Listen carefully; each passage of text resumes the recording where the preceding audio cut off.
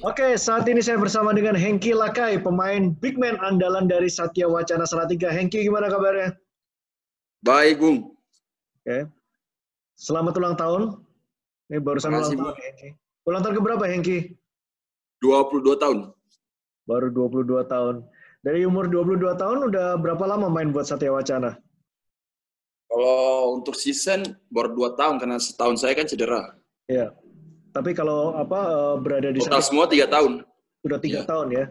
Ya. 3 tahun harusnya bermain di pro, tapi 1 tahun karena cedera, jadi tidak bisa main.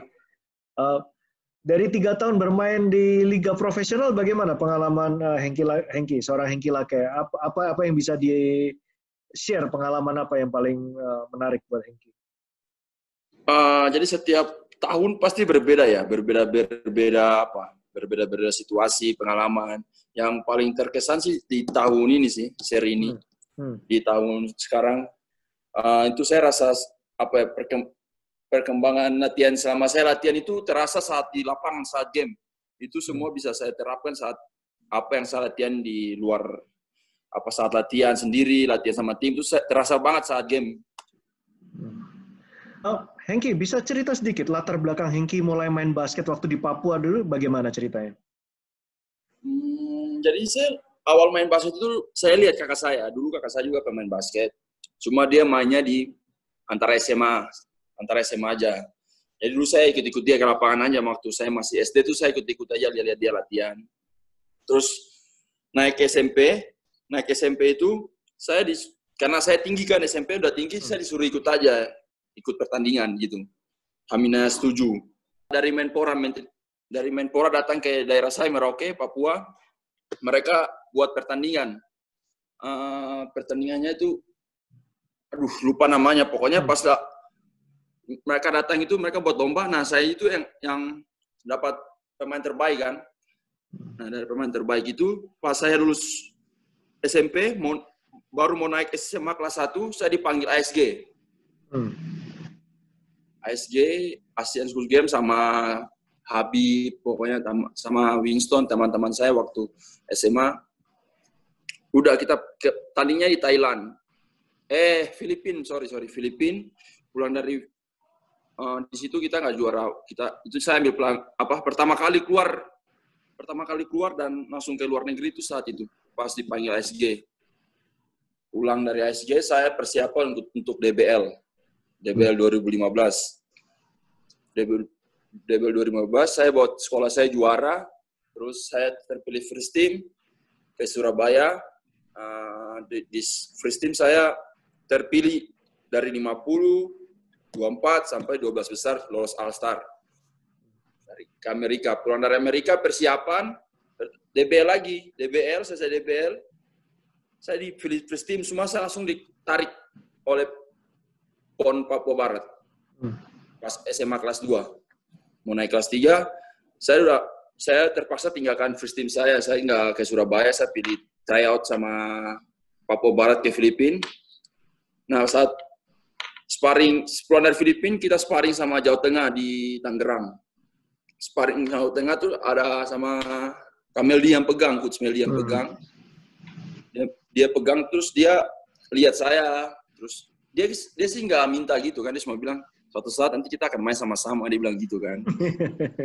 Oh ya, mudah-mudahan Coach, saya bilang gitu kan. Udah selesai tanding, terus ada Kak Yopi Giai, kan dia pelatih putri Papua Barat, dia bilang, adik, nanti lulus SMA mau lanjut kemana nih? Saya bilang, sama masih pikir-pikir, soalnya ada tawaran juga kan. Tawaran, bingung mau kuliah di mana. Terus dia panggil saya ke kamar dia. Malam-malam, saya pon ini, besoknya mau balik Merauke, dia bilang, kalau di Satya Wacana ada orang-orang timur banyak. Di sana juga dulu ada Kak Rioni Rangmetan. Saya kenal.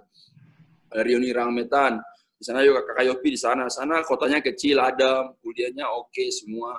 Udah dia jelasin tentang Satya Wacana. Saya pulang ke Merauke.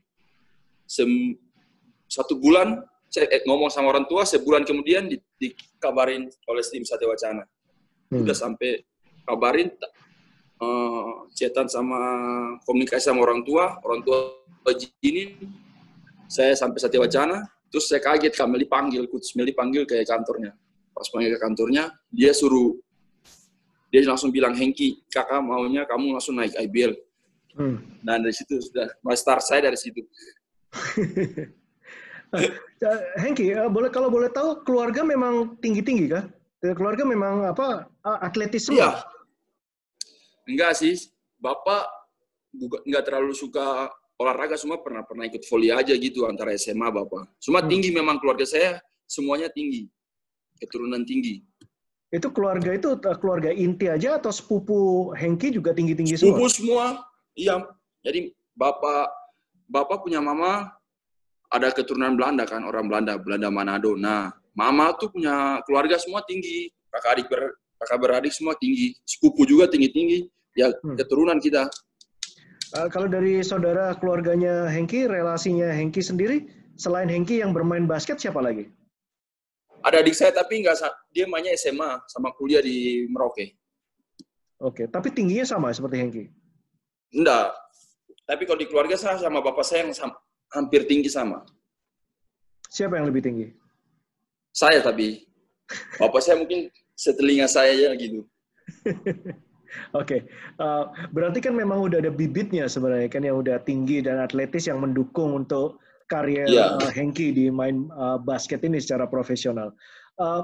Hengki, dari kepelatihan Kak Efrimeldi juga Kak Saki dan juga Satya Wacana selama ini, semenjak Hengki bergabung dengan Satya Wacana, hal apa yang ditekankan oleh mereka untuk melatih supaya skill Hengki bisa berkembang dan bisa berkompetisi di IBL?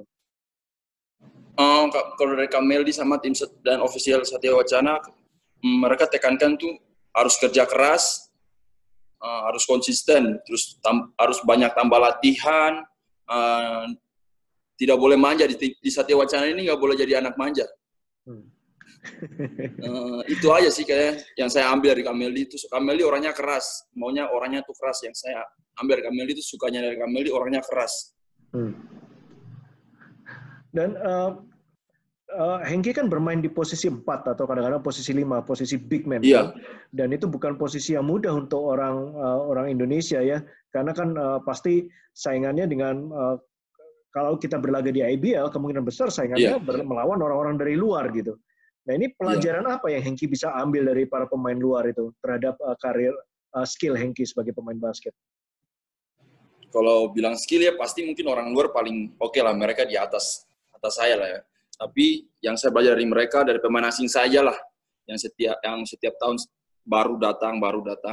Saya belajar dari pemain asing itu, mereka tuh orangnya nggak ada, kalau di lapangan udah nggak ada bilang skill kamu jelek, kamu cat pemain ini nggak ada, langsung tarung aja. Mereka tuh orangnya tarung banget, maunya orangnya bekerja keras, tidak mau kalah.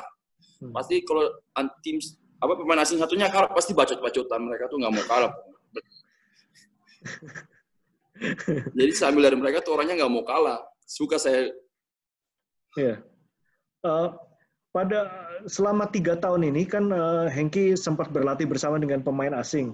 Tahun ini kan kebetulan bersama Halcyon Hayward, pemain luar biasa ya, sayangnya cedera. Pelajaran apa yang Hengki bisa ambil dari seorang Halcyon Hayward? Halcyon Hayward, dia kan umurnya nggak beda jauh sama kita kan, dia 26 atau 27 lah. Jadi sama masnya.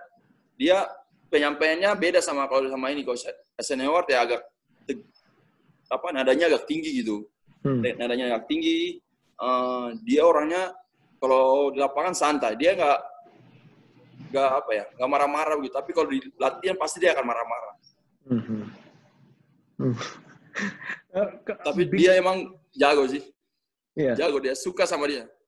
Big man sama ini dia mukanya lebih bagus dari semua big man di Iya, karena kemarin ada satu game di mana Shane Hayward hampir aja bisa triple-double itu dari blok. Iya, dengan blok.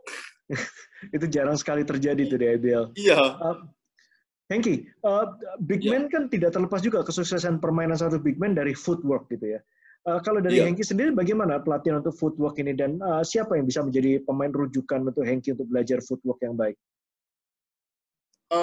Mungkin saya ini orangnya suka lari sih, Pak. Bung, suka lari. Mungkin footwork saya ini saya latih juga kadang dari pas saya cedera sih. Cedera itu emang saya rasanya tahun ini. Jadi cedera kan kita latihan footwork-nya banyak banget kan. Pokoknya latihan agility-nya, kecepatan, kekuatan kaki. Nah, saya rasanya tuh pas di pertandingan seri ini, saya rasa kok kaki saya geringan gitu. Maunya lari terus gitu.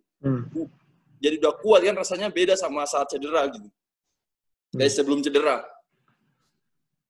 Jadi itu ya, justru istilahnya itu blessing in disguise ya. Pada saat Hengki cedera, justru menemukan ada kemampuan yang lebih tinggi begitu selesai sembuh ya dari footwork itu. Iya, benar banget, Bung. Oke. Hengki, kalau Hengki lihat sendiri, sebenarnya Satya Wacana kira-kira apa yang bisa diraih oleh Satya Wacana di 1-2 tahun atau 1-2 musim ke depan ini? Seberapa improve-nya Satya Wacana nanti sampai bisa menembus ke mana di IBL musim depan umpamanya? Ya, kalau semuanya, kalau dari pemain lokal sih semua yang akan naik nanti pasti kita akan kasih surprise sih di IBL tahun depan.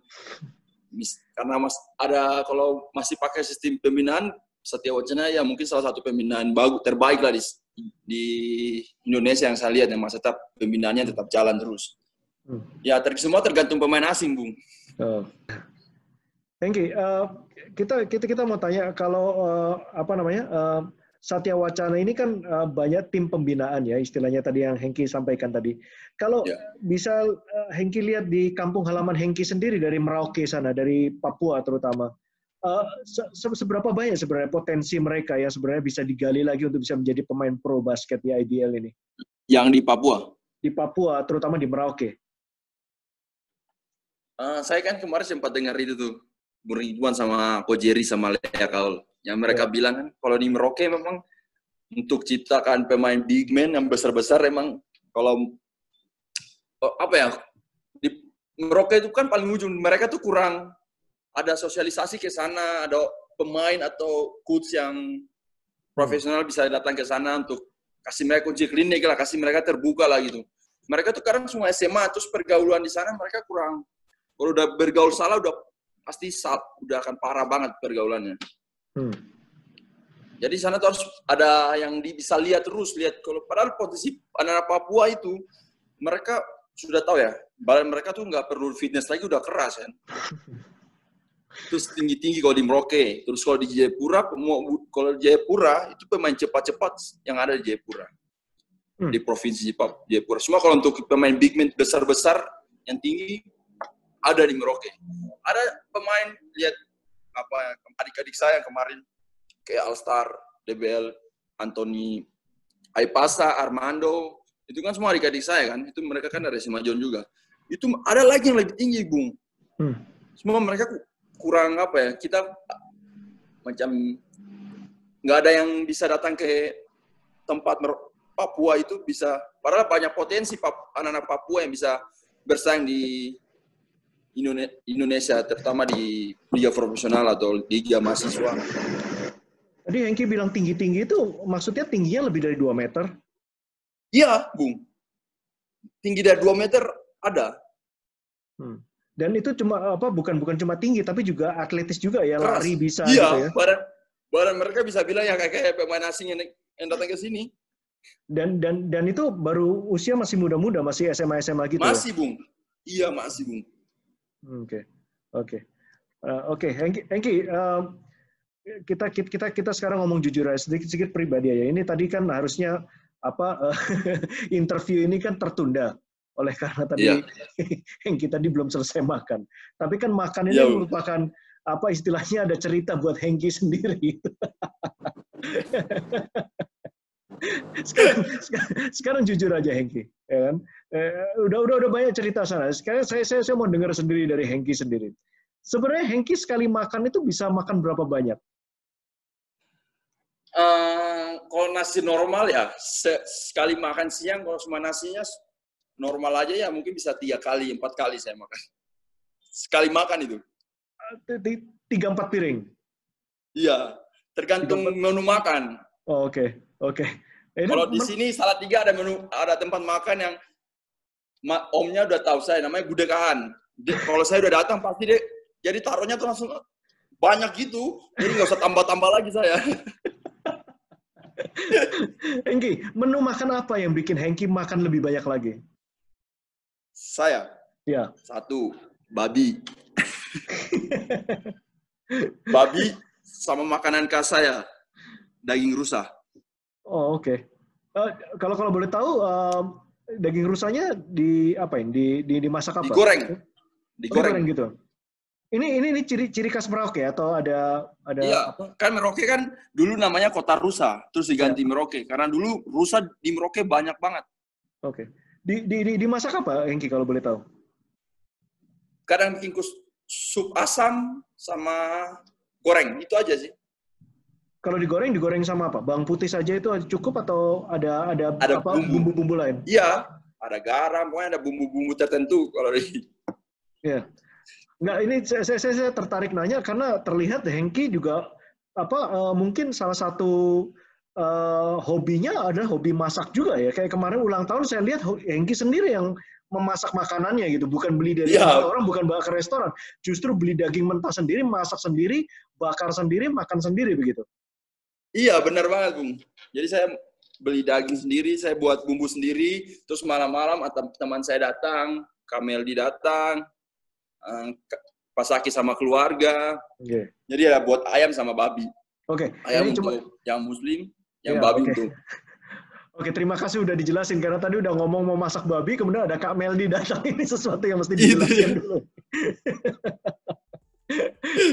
Oke, Hengki, thank you. Ini omong-omongnya sore hari ini, thank you informasinya. Oke, Bung. Sehat selalu, semoga sukses selalu di IBL. Sehat selalu. Juga, Bung. Semoga banyak subscriber.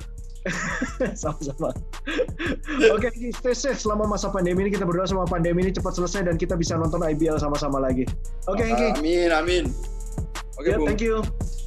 Ya.